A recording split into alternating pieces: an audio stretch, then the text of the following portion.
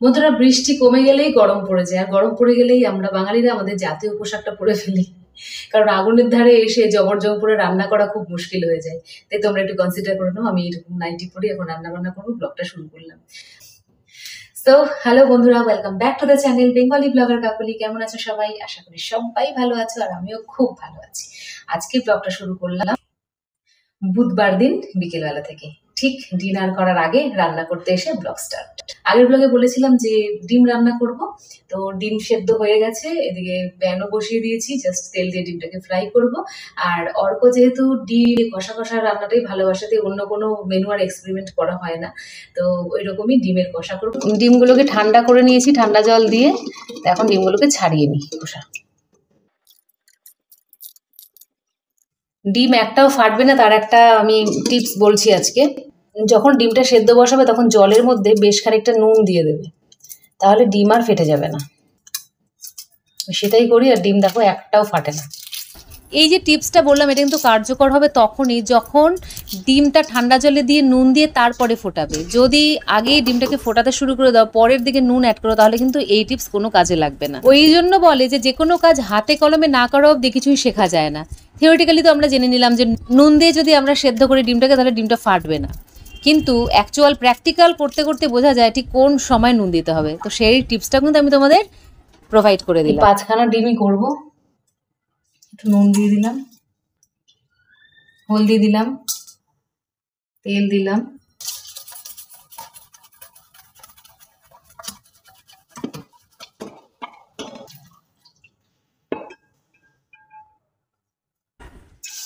ডিম ভাজার ক্ষেত্রে অনেক সময় নুন হলুদ ছাড়াও আমরা ডিমগুলোকে ভেজে নিই, আর সেক্ষেত্রে দেখতে অতটা সুন্দর হয় না। যদি নুন আর হলুদ দিয়ে এইভাবে মাখিয়ে ডিমগুলো ফ্রাই করা হয়, তাহলে দেখতে অনেক সুন্দর লাগে। আর একটুখানি তেল দেবো, দুটো শুকনো লঙ্কা ফোড়ন দিলাম, একটা তেজপাতা, একটু দারচিনি। এবার দেখো এর মধ্যে একটা পেস্ট করেছি, এর মধ্যে আছে আদা রসুন কাঁচা লঙ্কা, দুটো পেঁয়াজ দিয়েছি মাঝারি সাইজের। এই পেস্টটা ওই তেলের মধ্যে দিয়ে দেবো।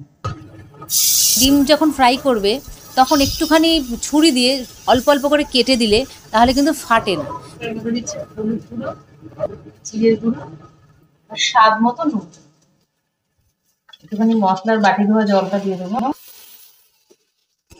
আলু দেবো না, এমনি কষা কষা করে নেবো। একটু সোয়াবিনের তরকারিও করবো, একটু সোয়াবিন বয়েল করবো।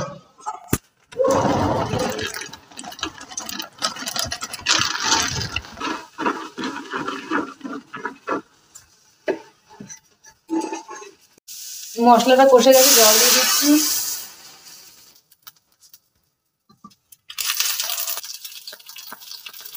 বন্ধুগণ, রান্না বান্না প্রায় গুছিয়ে এনেছি। এই যে ডিমের ঝোলটা হয়ে গেছে, আর এদিকে সোয়াবিনটাকে সেদ্ধ করে নিয়েছি, আলু কেটে নিয়েছি, পেঁয়াজ কেটে নিয়েছি, আর ডিমের মশলাটা তো তৈরি করেই নিয়েছিলাম, ওটাই একবারে সোয়াবিনে দেবো। তো এখন আবার সোয়াবিন রান্নাটাও হয়ে যাবে। ডিমটা নামাই আগে, তারপরে। হয়ে গেছে ডিমের ঝোলটা, নামিয়ে দিলাম। বেশ কষা কষা মতোই হয়েছে।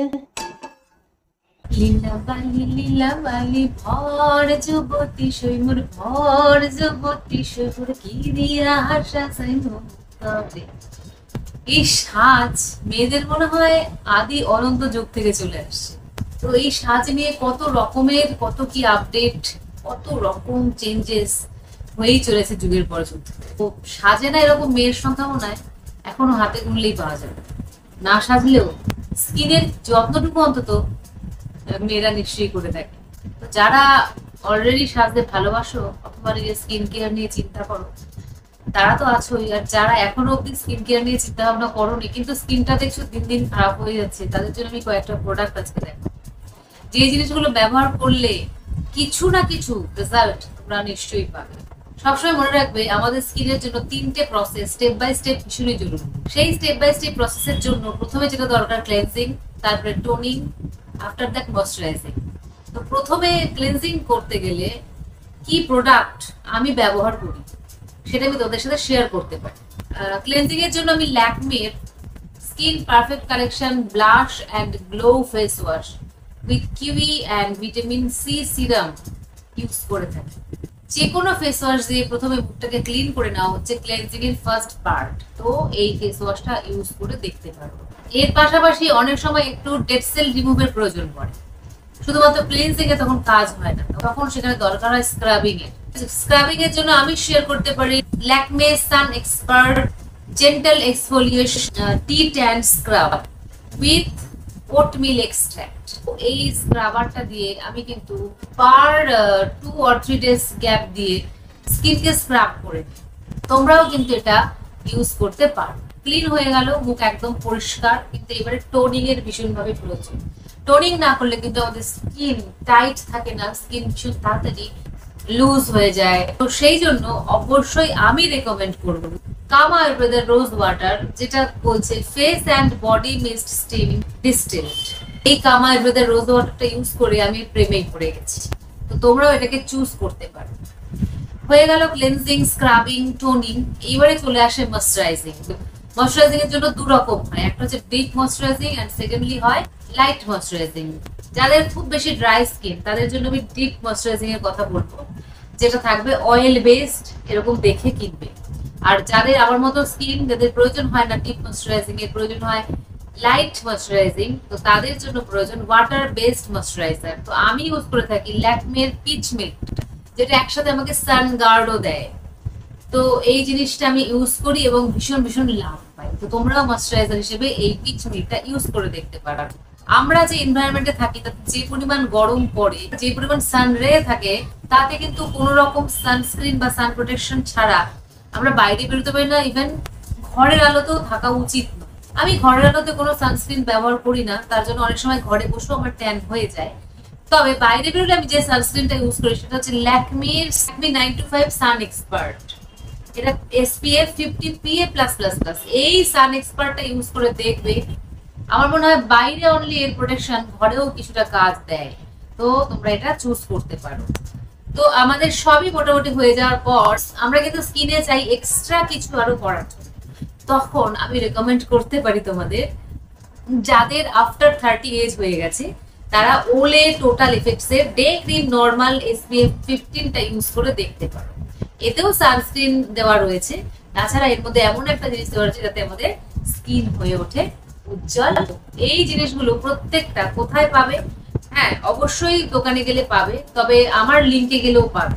আজকের ভিডিও ডেসক্রিপশন বক্সে যাও, গিয়ে দেখো, পরপর আমি এই প্রোডাক্টগুলোরই লিংক দিয়ে রেখেছি এবং সবগুলোই অ্যামাজন থেকে আমি কিনেছি। তোমরাও কিন্তু সেখান থেকে কিনতে পারো, কারণ অ্যামাজনে এখন চলছে ফ্রিডম সেল। 50 থেকে 80% অব্দি ডিসকাউন্ট তোমরা এখন কিনলেই পেতে পারো।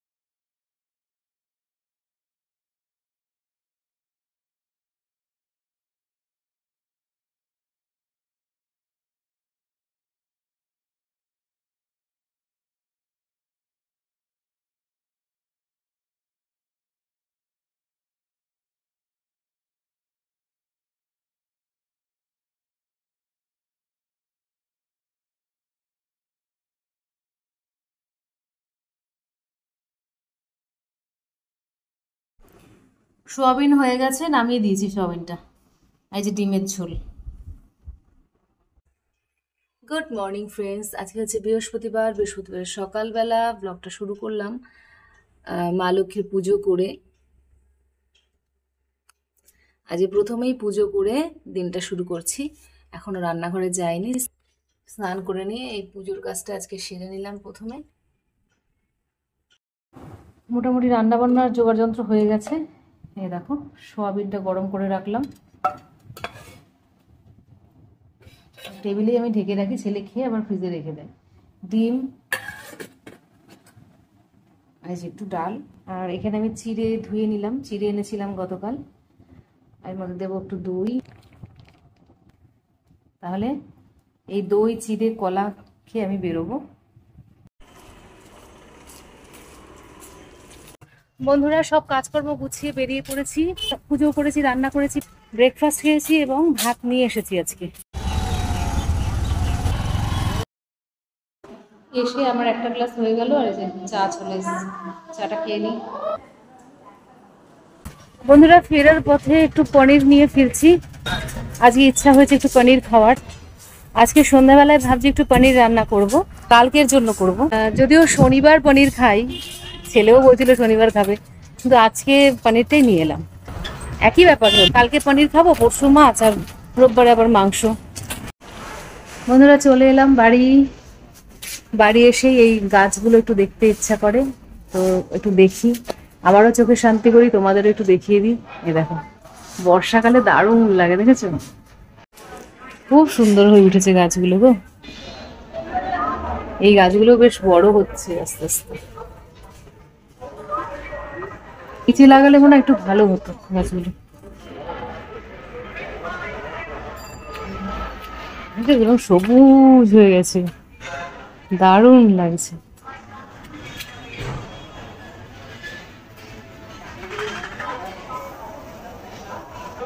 বাবা এই দেখো, সব গাছগুলোতে পাতা চলে এসছে, জবা গাছটাতেও পাতা এসছে, সবগুলোই বেঁচে গেছে।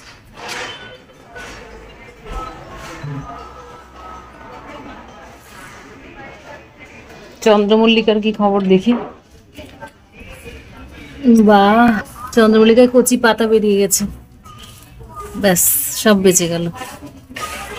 ও এই যে রিপোর্ট করেছিলাম, গোলাপ গাছটা দেখো কি সুন্দর হয়েছে, আরো কচি পাতা বেরিয়েছে, মানে ধরে গেছে গাছটা।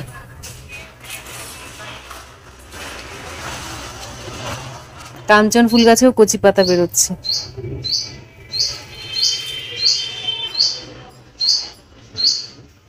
আর এই স্নেক প্ল্যান্টটাকে তো ঘরে রেখেছি, বেশ বড় হয়ে গেছে, দেখেছো কি ভালো লাগছে।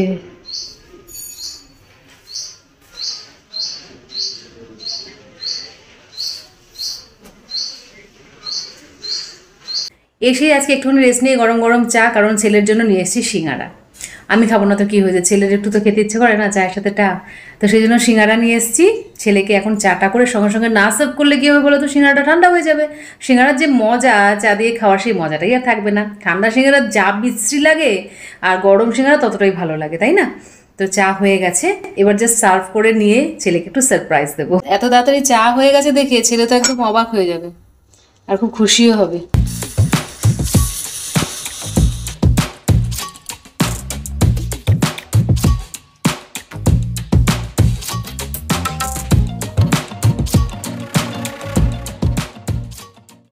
দেখো লোভনীয় খাবারটা রেডি। বন্ধুগণ, স্কুল থেকে এসে গরম গরম চায়ে চুমুক দেওয়াটা ভীষণ আরামের আর ভীষণ রিল্যাক্সিং। চাটা খেয়ে নেব, এই বসে বসে আরাম করে চা খাওয়াটা দুর্দান্ত লাগে। চাটা খেয়ে নিয়ে চেঞ্জ করব, কারণ কি বলতো, মাঝে মাঝে আমাকে পাড়ার দোকানে যেতে হয়, তাই একেবারে এসেই চেঞ্জটা করি না, কারণ এখন যদি আমি নাইটি পরে নিই আবার ওটাকে চেঞ্জ করতে হবে, তো সেই জন্য একটুখানি পরেই করি, ভেবে চিন্তে নিয়ে করি। চাটা খাই।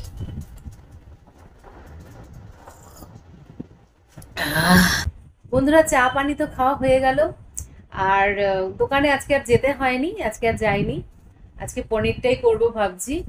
তো এখন ভিডিওটা শেষ করার জন্য একটু এলাম, এডিট আমার হয়ে গেছে প্রায়, একটু স্কুলেরও কিছু কাজ আছে, তাই ভাবছি যে একটু সকাল সকাল এডিটটা কমপ্লিট করে নিয়ে পোস্টও করে দেবো একটু তাড়াতাড়ি ভাবছি।